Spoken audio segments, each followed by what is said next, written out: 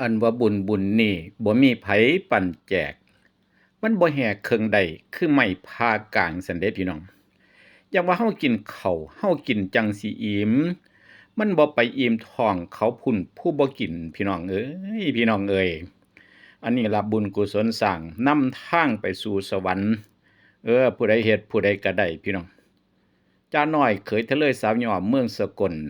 ครอบครัววิชาโชคร่วมกันเฮ็ดบุญกุศลร่วมไปถึงท่านนายพลตรี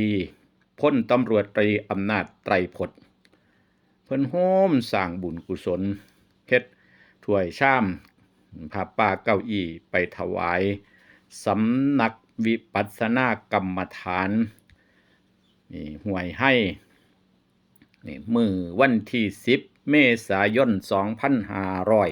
2569นำไปทอดถวายเอาบุญกุศลสร้างนำทางขึ้นสู่สวรรค์สะละย่องยี่หยองย่องยี่หยองพุ่นเด้อพี่น้องเอ้ย